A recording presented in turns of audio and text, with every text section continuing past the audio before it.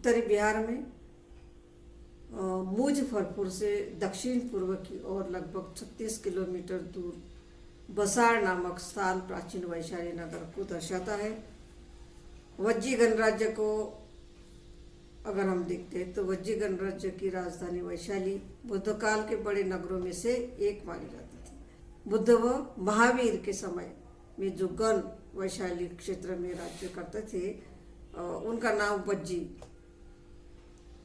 इस गण में 8 वंश थे, अतः इसे अट्ठकुल का नाम से भी जाना जाता है। इन वंशों के सबसे महत्वपूर्ण व ताकतवर थे लिच्छवी। गण की राजधानी पर इन्हीं लोगों का ज़्यादा अधिकार था। एक अन्य महत्वपूर्ण वंश ज्ञातृत था जिसमें जैनों के 24वें जो तीर्थंकर थे महावीर का जन्म हुआ था, ऐसा कई ग्रंथों में दिखाई देता है। भगवान बुद्ध इस गण की एकता व कार्य प्रणाली से अत्यंत प्रभावित थे। मगध के सम्राट अजातशत्रु का वैशाली के गणों से नदी तट पर अधिकार के विषय में अक्सर मतभेद होता था। हालांकि अजातशत्रु की जो माता थी वह भी विदेह या वैशाली की राजकुमारी थी। मगध का राजा अजातशत्रु वज्जियों को पराजित कर वैशाली पर अधिकार करना चाहता था और उसने अपने महामात्य वर्षाकार ब्राह्मण को भगवान बुद्ध के पास यह जानने के लिए भेजा कि किस प्रकार उन्हें उच्छिन्न किया जा सकता है। भगवान बुद्ध ने वज्जियों की प्रशंसा करते हुए कहा कि जब तक वे 7 अपरिहार्य धर्म का पालन करते रहेंगे उनकी वृद्धि होती रहेगी। जो 7 नियम बताए गए थे, इन्हीं नियमों की चर्चा करने के उपरांत भगवान बुद्ध ने उनके आधार पर भिक्षु संघ को भी ऐसे निर्देश दिए थे जिनके पालन करने से संघ में फूट न हो पाए और उसकी वृद्धि होती रहे। बुद्ध अपने जीवन काल में यहाँ अनेकों बार आए और यहाँ के कुछ विशेष स्थलों जैसे बहुपुत्र चैत्य है, चापाल चैत्य है, महावन कुटागार है, यहाँ रुके और भगवान बुद्ध वैशाली सबसे पहले तब आए थे जब यहाँ अकाल पड़ा था। उस समय में राजगृह के वेणुवन विहार में निवास कर रहे थे। बिंबिसार के मित्र लिच्छवी महाली नाम से जाने जाते थे, जो वैशाली के पुरोहित के पुत्र थे। उन्हें बुलाने स्वयं गए थे। वैशाली के जाते समय वैशाली की अवस्था को जान बुद्ध वैशाली आए थे और उन्होंने यहाँ रतन सूत्र का पाठ किया था, जिससे अकाल की स्थिति में सुधार हो गया था। इस प्रकार का वर्णन हम बौद्ध ग्रंथों में देखते हैं। शाक्यमुनि बुद्ध ने अपने जीवन के 2 वर्षावास भी यहाँ व्यतीत किए थे। उनसे उनके द्वारा प्रचारित धम्म की बातों से अनेकों विशिष्ट व महत्वपूर्ण लिच्छवी व अन्य गणों के लोग उनके शिष्य बन गए थे। बौद्ध भिक्खुनी संघ की स्थापना भी इसी नगर में हुई थी, जो बुद्ध धम्म के विकास की एक महत्वपूर्ण घटना मानी जाती है। जिस समय भगवान बुद्ध महावन कुटागार शाला में रुके थे तब उनकी माता महाप्रजापति गौतमी, उनकी पत्नी यशोधरा 500 अन्य शाक्य महिलाओं के साथ यहाँ आई और उनकी स्थिति अत्यंत दयनीय थी। आनंद ने कारण जानकर कि बुद्ध पहले भी उन महिलाओं का अनुरोध ठुकरा चुके हैं, स्वयं भगवान से उनको प्रवज्ञा देने की प्रार्थना की थी। इस प्रकार का वर्णन बौद्ध साहित्य में मिलता है। भगवान बुद्ध महिलाओं को संघ में शामिल करने पर सहमत हुए, परंतु उनके लिए भिक्षुओं से अधिक कठोर नियमों के पालन का प्रावधान भी किया था। वैशाली की प्रसिद्ध नगरवधु, इन्होंने भी बुद्ध धम्म में दीक्षित होकर अपना प्रसिद्ध आम्रवर्ण बुद्ध और संघ को भेंट किया था। इस प्रकार नगरवधु जो कि गणिका थी उसे धम्म में प्रवेश मिला था। इससे यह स्पष्ट होता है कि बुद्ध धर्म में सभी महिलाओं को स्थान दिया गया था। वज्जी गणराज्य की राजधानी वैशाली बुद्ध काल में बड़े नगरों में से एक मानी जाती थी। बुद्ध व महावीर के समय में जो गण वैशाली क्षेत्र में राज्य करता था उसका नाम वज्जी था। बुद्ध इस गण की कार्य प्रणाली से अत्यंत प्रभावित हुए थे। उनके भिक्खु संघ की स्थापना अगर हम देखते हैं तो भिक्खु संघ का संगठन इस गणराज्य के आदर्श पर प्रतिष्ठित था। यही के निघंट उपासक लिच्छवी सेनापति सिंह का बुद्ध अनुयायी बनना बुद्ध की बड़ी विजय थी। साथ ही शिशुमागिरी के भर्गो से अजय राजकुमार और नकुल के माता पिता ने सधर्म में दीक्षित होना, यह भी महत्वपूर्ण बात थी। यहाँ के अनेक लिच्छवियों ने और अन्य गणों के लोगों ने बुद्ध धर्म की दीक्षा ली थी। मिथिला बिहार में आता है और मिथिला में बुद्ध ने मखादेव तथा ब्रह्मायु सूत्रों का उपदेश दिया था। वासिष्ठी नामक एक थेरी बुद्ध से पहले मिली और उनके उपदेशों को सुनकर बुद्ध संघ में प्रविष्ट हो गई। यहाँ बुद्ध ने ब्रह्मायु नामक एक विख्यात ब्राह्मण शिक्षक का भी परिवर्तन किया था। इस प्रकार स्पष्ट होता है कि बुद्ध ने मिथिला में धम्म का प्रचार और प्रसार किया था। बुद्ध मगध में मातुला ग्राम नामक एक स्थान था, वहाँ संघ सहित गए थे और मगध से वैशाली जाते समय अजातशत्रु के अमात्य को नगर मापन करते हुए देखा और उसकी बढ़ती हुई सीमाओं को देखकर बुद्ध ने भविष्यवाणी भी की थी कि यह भविष्य में एक महान नगर होगा। महापरिनिर्वाण के समय आनंद से कहा था कि स्वावलंबी बनो, स्वशरण और धम्म शरण में विहार करो। इस प्रकार बुद्ध ने भिक्षुओं को इकट्ठा करके मनुष्य किस तरह धम्म के आचरण से उन्नति कर सकता है इस बात को समझाया था। साथ ही भिक्षुओं के कर्तव्य क्या है उन पर भी प्रकाश डाला था। का महापरिनिर्वाण ईस्वीसन पूर्व 443 में हुआ था और महापरिनिर्वाण सूत्र से ज्ञात होता है कि कुशीनगर बहुत समय तक जम्बूद्वीप की राजधानी रही थी। इस बुद्धकालीन कुशावती के वैभव को हम देखते हैं तो उसका अध्ययन करते हैं तो स्पष्ट होता है कि इसकी जो झलक है हमें कसिया में खोदे हुए कुओं के अंदर से प्राप्त 20 फुट गहराई पर प्राप्त होने वाली भित्तियों के जो अवशेष मिले हैं वहाँ से प्राप्त होते हैं। बुद्ध के पश्चात कुशीनारा को मगध राज अजातशत्रु ने जीतकर मगध में शामिल कर दिया था और वहाँ का गणराज समाप्त हो गया था। किंतु बहुत समय तक यहाँ अनेक स्तूप और विहार आदि बनते रहे, दूर दूर तक बौद्ध अनुयायियों को आकर्षित करते रहे। सम्राट अशोक के काल में ईस्वीसन पूर्व 232 में कुशीनारा की यात्रा की थी और 1 लाख मुद्रा व्यय करके यहाँ चैत्य का पुनर्निर्माण करवाया था।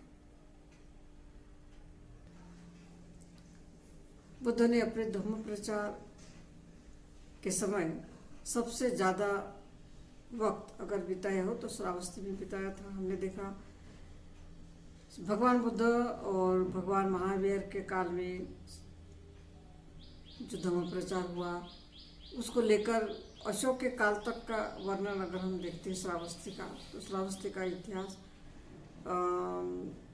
शुरू में अंधकार में रहा। अनेकों स्रोतों से प्राप्त सूचनाओं के अनुसार अशोक अपनी बुद्ध धम्म की जो यात्राएं करते थे उसके दौरान श्रावस्ती व जेतवन गए थे। युआन स्वांग के अनुसार अशोक ने अपनी यात्रा की स्मृति में जेतवन के पूर्वी द्वार पर 21 मीटर ऊंचे 2 स्तंभ बनवाए थे।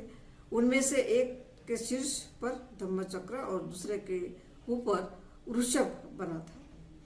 इसके बाद अशोक ने भगवान बुद्ध की अस्थियों को स्थापित करने के लिए एक स्तूप भी बनवाया था जो भगवान बुद्ध द्वारा प्रयोग में लाए जाने वाले कुएं व संक्रमण स्थल के समीप ही था।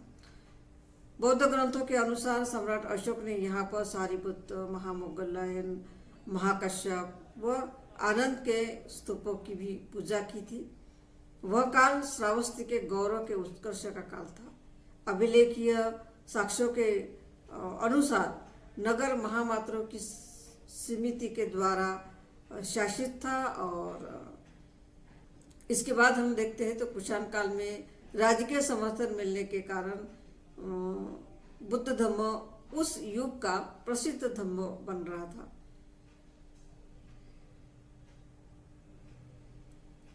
इसके बाद कुषाण काल में राजकीय समर्थन मिलने के कारण बुद्ध धम्म उस युग का प्रसिद्ध धम्म बना रहा।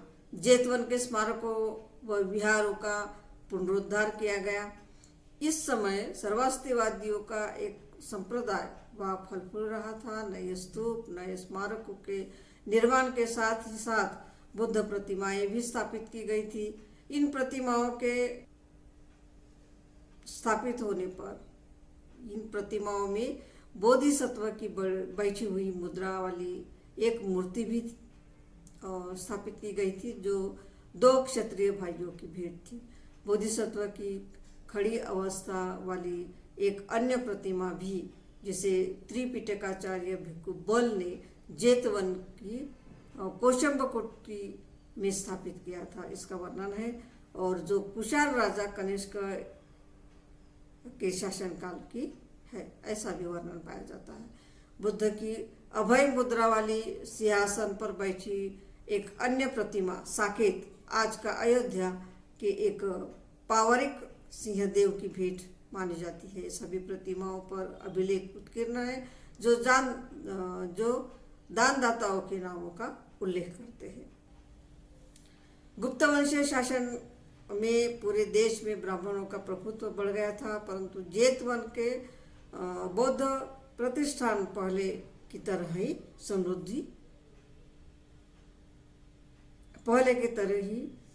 समृद्ध रहे, जो कि श्रावस्ती के प्राचीन नगर की कुछ बौद्ध इमारतें अवश्य नष्ट हुई। 5वीं शताब्दी के प्रारंभ काल में चीनी यात्री यहाँ आए थे और फायान ने सुदत्त व अंगुलीमाल के स्तूपों और श्रावस्ती नगर में महाप्रजापति गौतमी के विहार के खंडहरों को भी देखा था। उनके अनुसार ब्राह्मण धर्मावलंबियों जो थे, उन्होंने इन इमारतों को नष्ट करने का असफल प्रयास किया था। श्रावस्ती नगर के खंडहरों से मिट्टी के अनेक फलक प्राप्त होते हैं।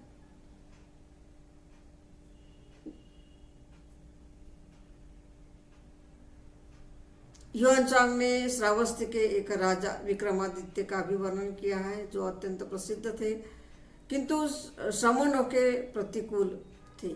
और चीनी यात्री ने उस जेतवन विहार को भी देखा था, जहां भगवान बुद्ध अपने जीवन के 25 वर्षावास व्यतीत किए थे। उनके अनुसार यह 7 मंजिला इमारत थी, किंतु बाद में दुर्घटना में जल जाने के कारण 2 मंजिला इमारत ने उसका स्थान ले लिया था। फायान ने पूर्वाराम, संक्रमण स्थल, धर्मोपदेश स्थल, महाप्रातिहार्य स्थल देखा। चीनी यात्रियों के विवरण और लगभग सभी खंडहरों से प्राप्त तत्कालीन निर्माण की शैली को अगर हम देखते हैं, सजावट को अगर हम देखते हैं, तो यह शैली या सजावट गुप्तों के शासन में जेतवन की समृद्ध अवस्था को दर्शाते हैं। सभी इमारतों से गुप्त काल के अवशेष मिले हैं। उनमें अनेकों मिट्टी की मुहरें व फलक मिली है, जिस पर बौद्ध धर्मसार उत्कीर्ण है। जेतवन में बुद्ध धर्म के 12वीं शताब्दी के मध्य तक होने के साक्ष्य मिले हैं। इसमें मुख्यतया कन्नौज के गढ़वाल राजाओं मदन पाल और उनके पुत्र गोविंद चंद्र, इनका हाथ रहा है। जेतवन के एक विहार में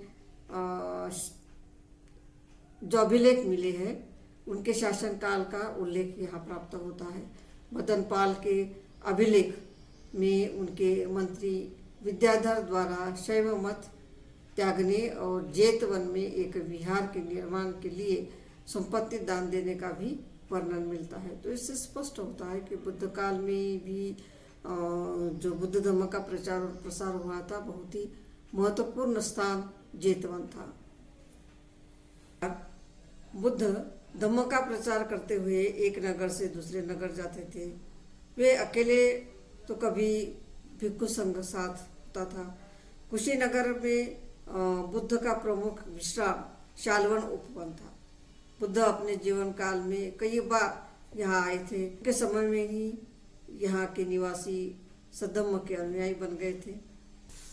बुद्ध का परिनिर्वाण ईस्वी सन पूर्व 443 में हुआ था और महापरिनिर्वाण सूत्र से ज्ञात होता है कि कुशीनगर बहुत समय तक जम्बो द्वीप की राजधानी रही थी। इस बुद्धकालीन कुशावती के वैभव की झलक हमें कसिया में खोदे हुए कुओं के अंदर से प्राप्त 20 फुट गहराई में जो खोदा हुआ था 20 फुट गहराई पर प्राप्त होने वाली भित्तियों के अवशेषों से मिलती है।